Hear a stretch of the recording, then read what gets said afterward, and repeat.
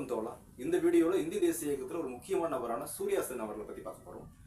இந்திய தேசிய இயக்கம் அப்படின்னு எடுத்துட்டாலே வங்க பிரிவினை அப்படின்றது ஒரு பெரிய ரோல் பண்ணும். அதாவது 1905 அக்டோபர் 16 கர்சன் பிரபு அவர்கள் ஆளுநராக இருக்கும்போது வங்க பிரிவினைகளும், இந்தியா விடுதலை அடைந்த போது இந்தியா பாகிஸ்தான் பிரிக்கும் போதும் பாகிஸ்தான் பக்கம் வங்கதேசம் போயிடும்.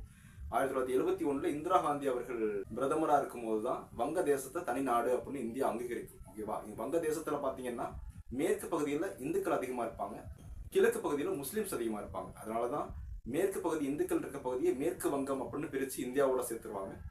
கிழக்கு பகுதியில் முஸ்லீம்ஸ் இருக்கக்கூடிய பகுதியை தான் வங்கதேசம் அப்படின்ற நாடை உருவாக்கியிருக்காங்க. அந்த வங்கதேசம் அப்படின்ற நாட்டில் சிட்டகாங் அப்படின்ற மாநிலத்தில் நோப்ரா அப்படின்ற கிராமத்தை சேர்ந்தவர் தான் சூர்யா சென் அவர்கள். 1894 மார்ச் மாதம் 22 பிறந்தவர் தான் சூர்யா சென் அவர்கள். இவரோட அப்பா ஒரு ஆசிரியர்.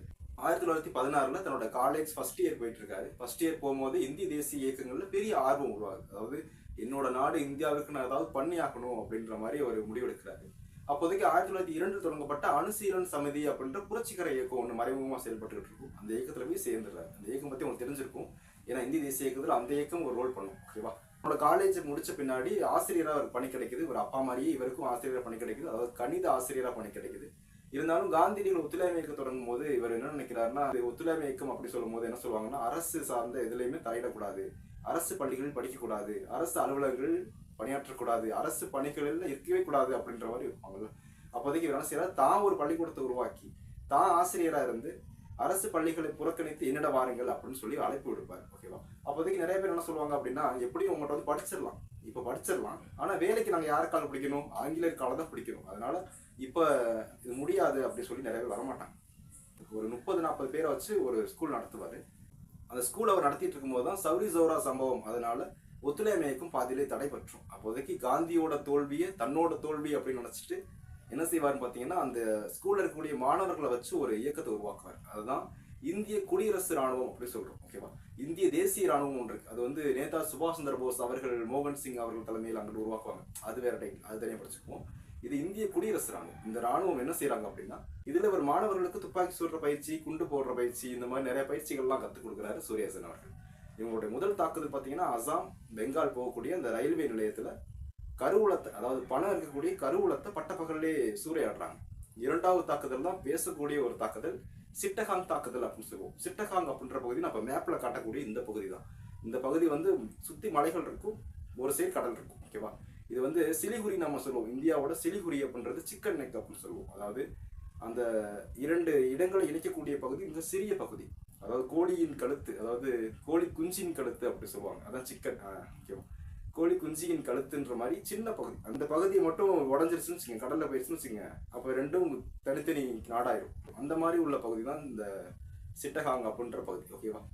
மராத்திய பேரரசுல சத்ரபதி சிவாஜி அவர்கள் அறிமுகப்படுத்தி கொரில்லா தாக்குதல் முறையை தான் அவங்க பின்பற்றுவாங்க. அதாவது எங்கிருந்து தாக்குறோம், யார் தாக்குறோன்றது தெரியாம மறைஞ்சிருந்து தாக்கக்கூடிய, அதாவது மலைகளுக்கு பின்னால் இவங்க ஒளிந்திருந்து அந்த இடத்த தாக்குவாங்க. ஆனா இதுக்கு முன்னாடி இவங்க ஒரு நல்ல ஒரு பிளான் பண்ணிருப்பாங்க. என்ன பிளான் பார்த்தீங்கன்னா, தகவல் தொழில்நுட்பம் எல்லாத்தையும் கட் பண்ணிடுவாங்க. தந்தி செல்லக்கூடிய அந்த கம்பியெல்லாம் வெட்டி விட்டுருவாங்க, ரயில்வே பாலங்கள் எல்லாம் புரட்டி விட்டுருவாங்க, தகவல் தொடர்பு தொலைபேசி மையங்கள் இதெல்லாம் உடச்சு சுக்கு ஆக்கிடுவாங்க.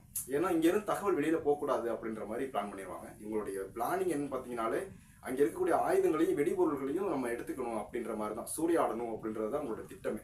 ஓகேவா? நல்ல திட்டம் போட்டு நல்லா தான் பண்ணுவாங்க, எல்லாத்தையும் கீழே பண்ணிடுவாங்க. ஆனால் ஆயுதங்கள் எடுத்துருவாங்க, வெடிபொருள்கள் கிடைக்காது. கடைசியா இந்த தாக்குதல் சரியா நடந்தது 1930 ஏப்ரல் 18. ஓகேவா? இந்த தாக்குதல் நடத்தின உடனே எல்லாருமே தப்பிச்சு போய் அங்கேயும் தலைமறைவாயிருவாங்க. சூர்யா சென் அவர்கள் கூட பல்வேறு கெட்டா போட்டுக்கிட்டு, அதாவது தாடி ஒட்டிக்கிட்டு, மீசை ஒட்டிக்கிட்டு, குருதாலாம் போட்டுக்கிட்டு கூட ஒரு 3 வருஷத்துக்கு அங்கங்க பதுங்கி வாழ்ந்துகிட்டு இருப்பார். ஓகேவா?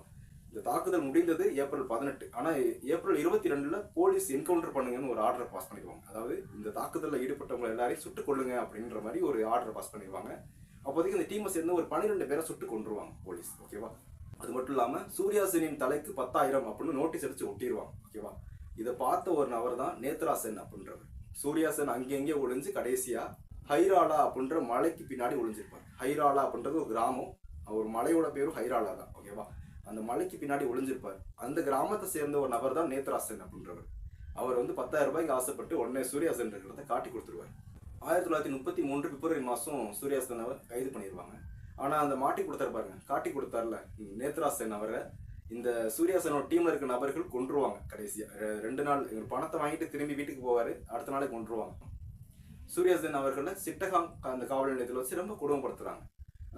எப்படி சொல்றதுன்னா, அவங்க கைது பண்ணது 1933 பிப்ரவரி, 1934 ஜனவரி 12 அன்னைக்கு தான் சூர்யாசன் அவர்களை தூக்கில் போடுவாங்க. அதுவரையுமே சூர்யாசன் அவர்களை சிட்டகாங் காவல் நிலையத்தில் வச்சு கொடுமைப்படுத்துவாங்க. ஓகேவா? இவருடைய வீரதீர செயல்களை போற்றும் விதமாக தான் இந்திய அரசும் சரி, வங்கதேச அரசும் சரி இவருக்கு தபால் தலை வெளியிட்டிருக்காங்க.